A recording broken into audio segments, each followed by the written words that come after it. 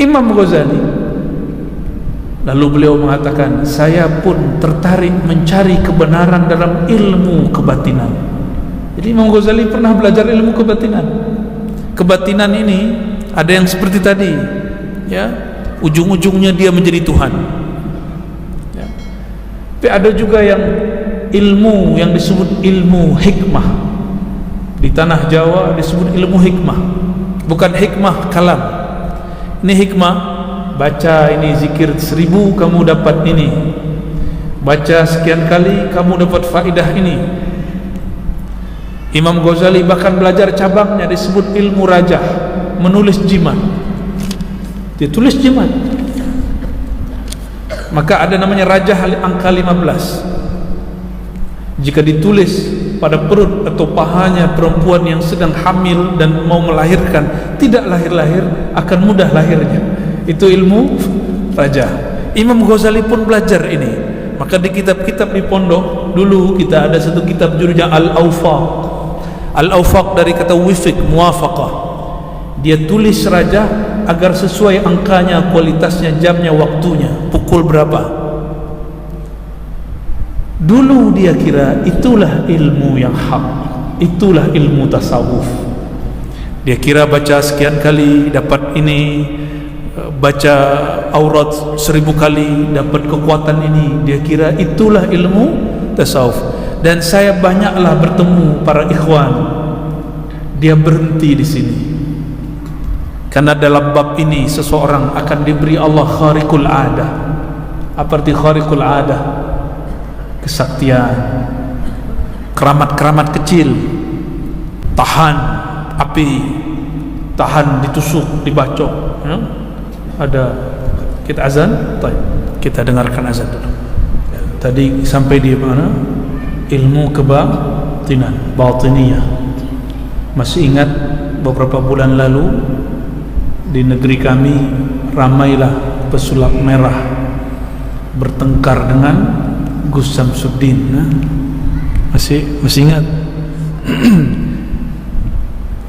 Gus Samsuddin ini mengklaim dirinya membaca kitab namanya Syamsul Ma'arif Kubra, ya. Itu kitab yang disebut kitab batiniyah, ya. Dia tidak semuanya salah, tapi harus dibaca oleh orang yang ahli, karena ilmunya disebut ilmu tajribiyah. Apa arti tajribiyah? Harus dicoba, harus diriyadhahkan.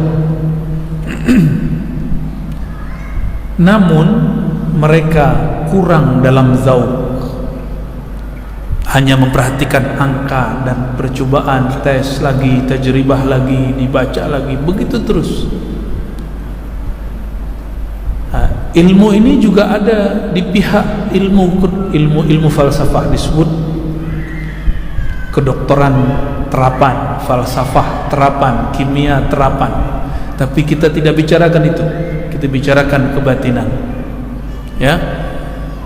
Ilmu-ilmu azimat-azimat itu dari cabang ilmu ini, dan ini bukan ilmu tasawuf, ya. Ilmu membuat rajah bukan ilmu tasawuf, tapi itu salah satu ilmu yang disebut fannya ilmu huruf dan adat. Apa nama ilmunya? Ilmu huruf dan adat. Karena setiap huruf itu dalam ilmu falak ada angkanya, alif itu ada nilainya, sehingga la ilaha illallah bernilai 165.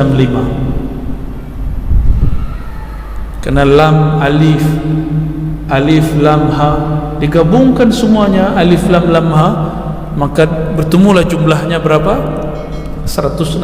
Itu namanya ilmu huruf wal adad. Kita dulu juga belajar itu seperti sandi-sandi, ya, huruf ada angkanya.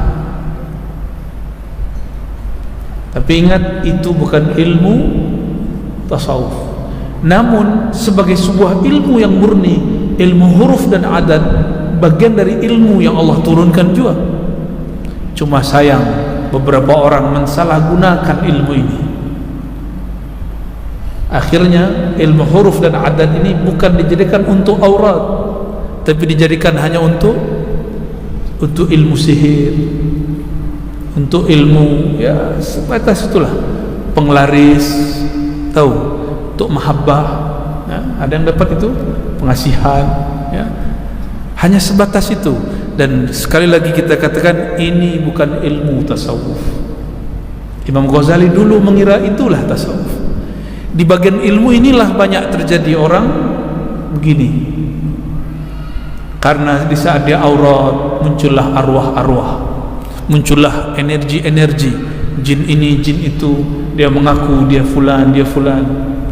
Dan saya bertemu beberapa orang yang ingin menjadi tabib. Belajarlah kepada pakar ilmu ini, diberi air yang sudah dikasih raja. Sampai sekarang dibacakan la ilaha illallah, kesurupan jin ya, ini akibatnya. Kenapa? Ilmu itu ada khadamnya, ada yang berkhidmat kepada huruf, dan khadam itu ada yang dari malaikat disebut khadam ulwi, ada khadam yang rendah disebut khadam sufli, yaitu para jin. Dan mereka namanya hampir sama, bentuknya pun hampir sama. Disinilah banyak orang-orang bercanggah dari ajaran Islam. Dia klaim dirinya, dia katakan dia dakwah dirinya ahli tasawuf, dia dapat ilham. Ternyata yang mengilhamkan adalah bukan ruh-ruh suci, tapi jin-jin yang menyerupainya. Oleh karena itu ilham syaratnya berat. Tidak boleh sembarang mempercayai ilham. Mimpi syaratnya pun berat, sehingga tidak sembarang mimpi boleh dipercaya. Oleh karenanya Imam Al-Bukhari menulis kitab Sahih Bukhari, ada bab khas mengenai takbir ru'ya, bab takbir, mentakbir mimpi. Karena ar-ru'ya far'un minal wahyi, mimpi itu adalah cawangan daripada wahyu. Maka Imam Ghazali kemudian mencari lagi, karena dia hatinya enggak tenang, jiwanya tidak puas. Sepertinya bukan ini ilmu yang aku cari.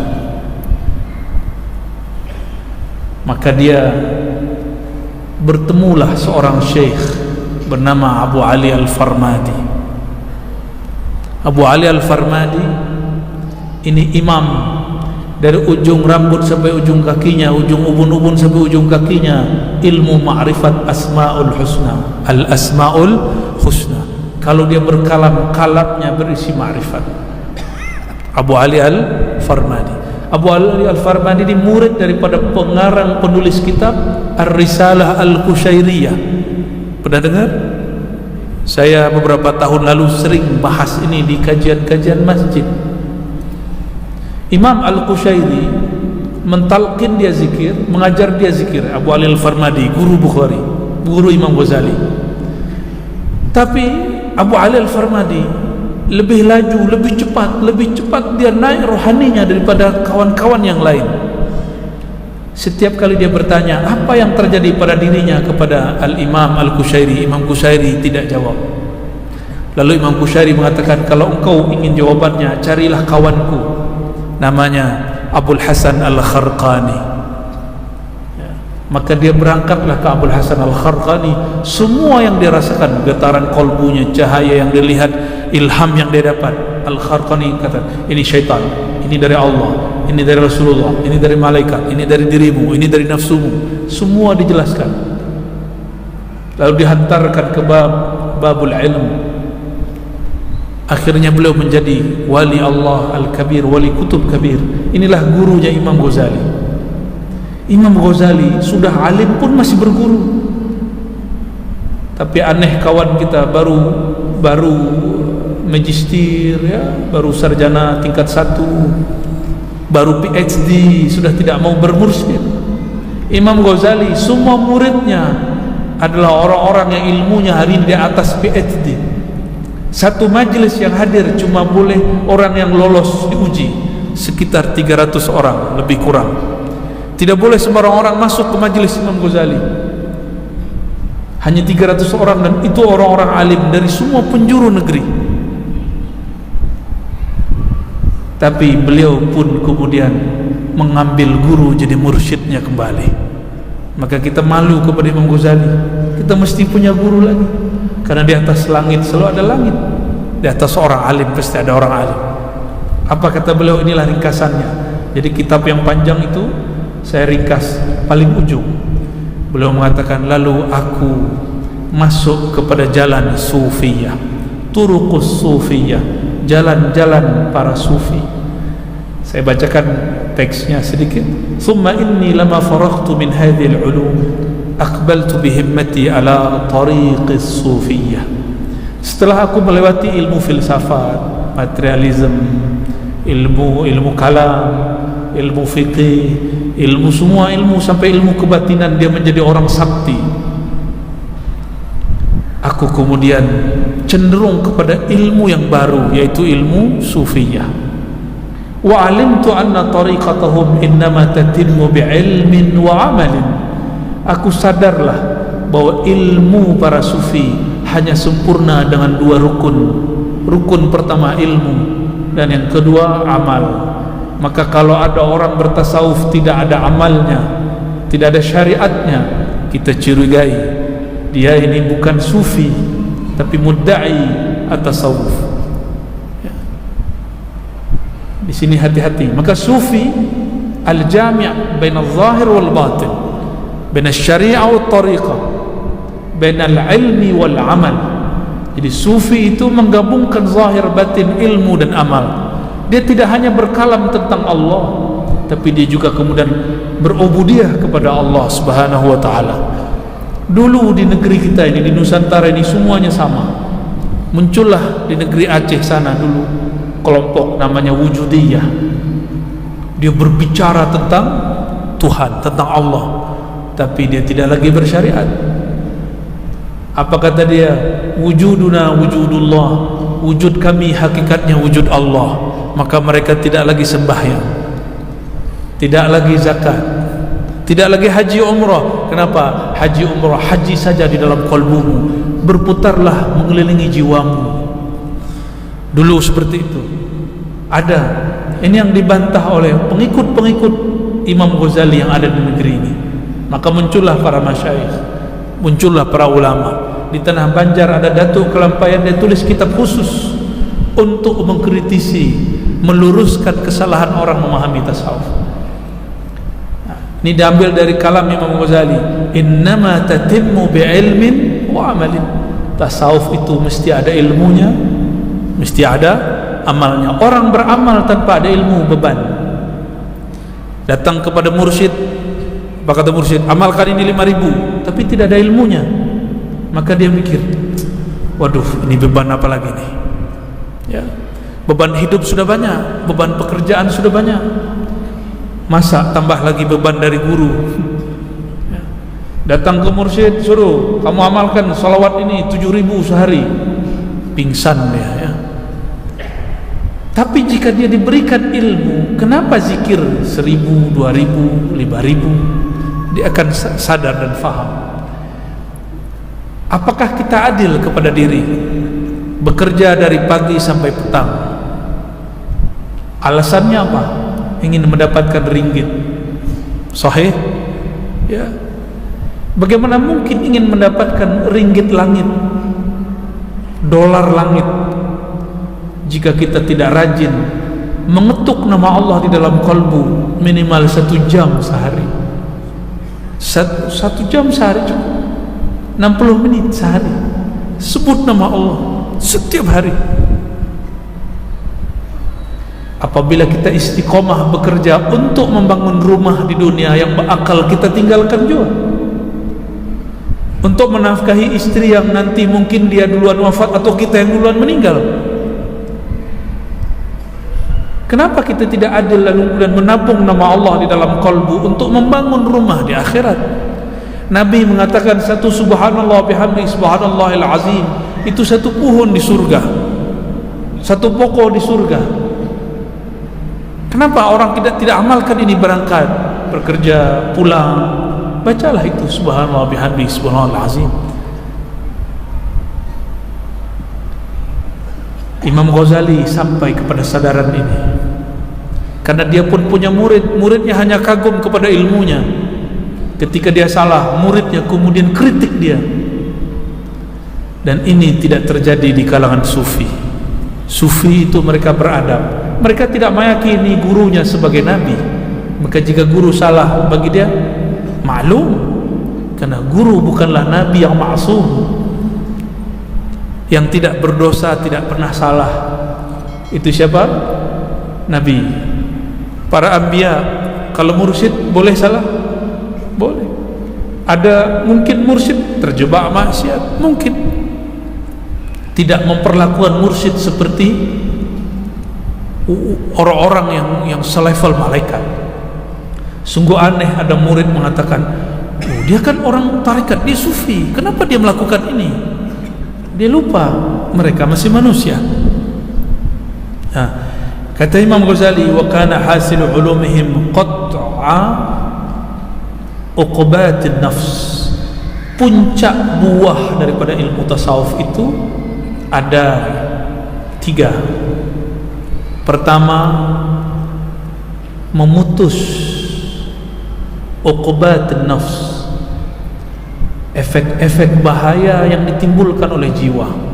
Maksudnya menaikkan darjah dari jiwa yang ammarah kepada jiwa yang mutmainnah. Dan yang kedua, at-tanazzuh an akhlaqiha al-mazmumah wa sifatiha al-khabithah. Membersihkan jiwa daripada akhlak-akhlak yang tercela,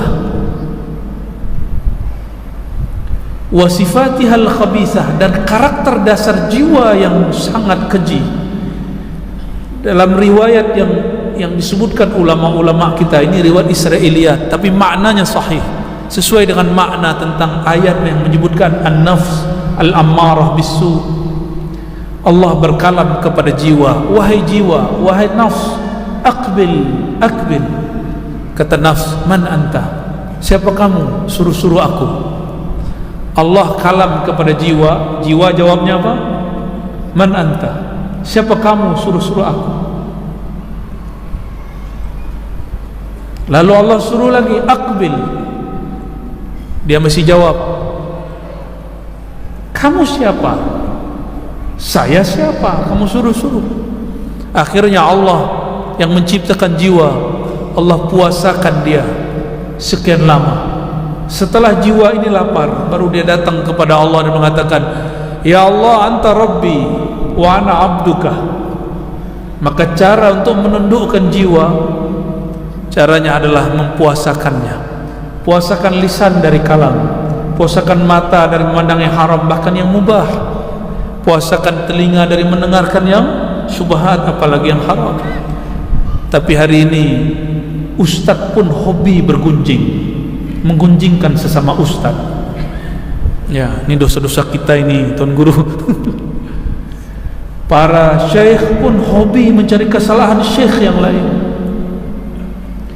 Jemaah tariqah mencari kesalahan tariqah yang lain.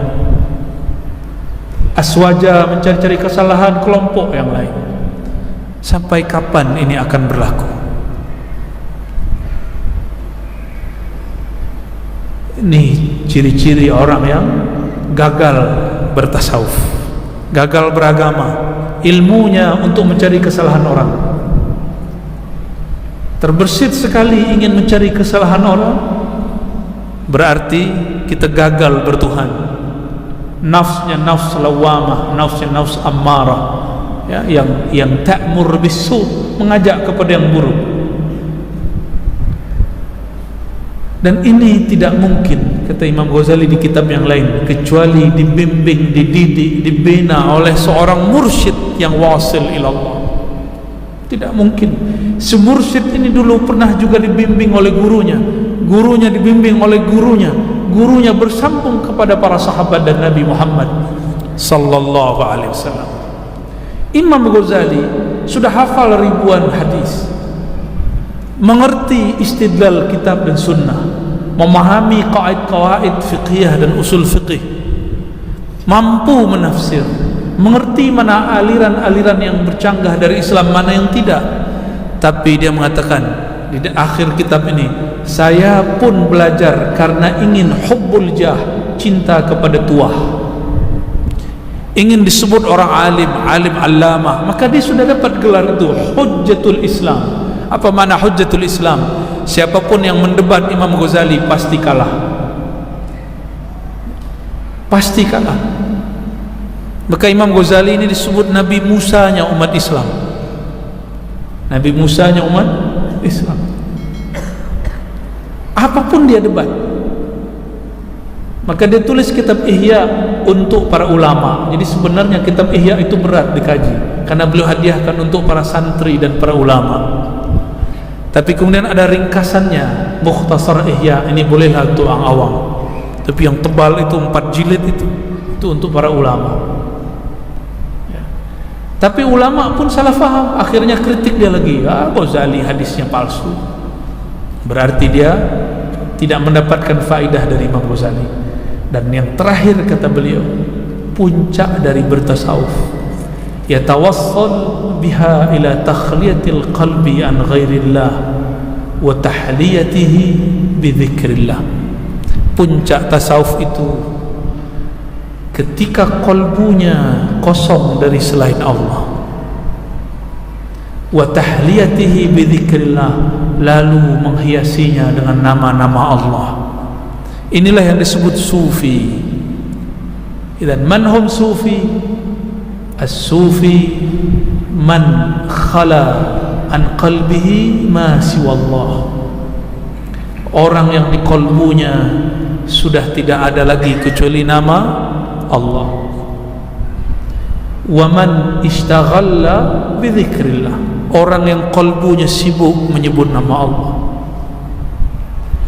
Kalbu menyebut nama Allah.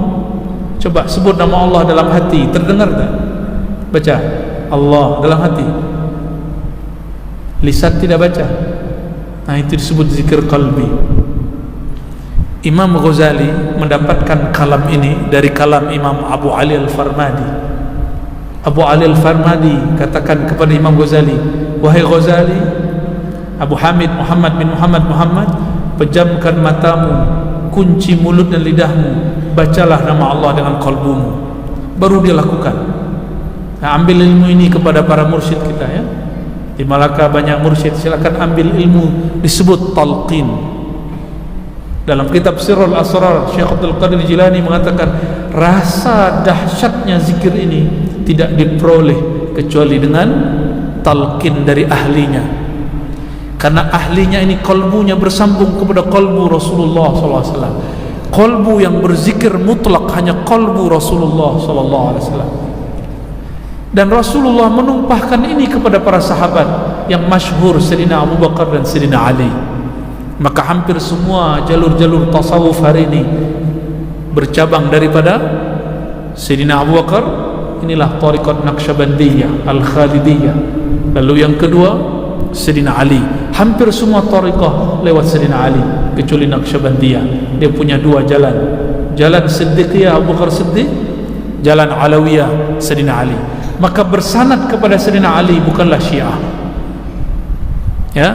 Bersanad ke Sayyidina Ali bukanlah tasyayyu', bukan. Itu justru adalah tanda sahihnya seorang bertariqah. Nabi mengatakan, ana madinatul ilmi wa aliyun babuha. Akulah kota ilmu, bandar ilmu. Coba bayangkan bandar, apa saja yang ada di dalamnya? Ada pasar, ada masjid, ada maktabah, ada library, ada tempat hiburan, ada hotel, tempat menginap, ada macam-macam. Kalau di Melaka banyak resort, ya. Ada semua. Apa kata Rasulullah? Pintunya Ali.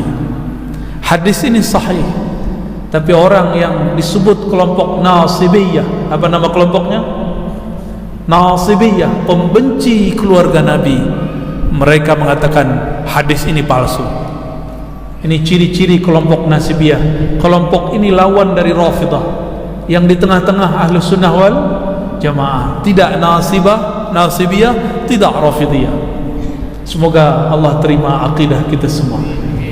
Bapak, tuan, puan, syaikh, para asatiz, saudara-saudari kemurahan Allah, lebih kurang itulah ringkasan, baru ringkasan manhaj ilmu tasawuf yang diasaskan oleh Imam Al-Ghazali. Oleh karenanya ittifaq ulama Azhar, kesepakatan ulama Azhar dan ulama-ulama ahlu sunnah sedunia bahwa berahlu sunnah itu yang ketiga setelah berakidah Asy'ariyah, bermazhab yang empat, yang ketiga bertasawuf, manhajnya manhaj Imam Al-Ghazali.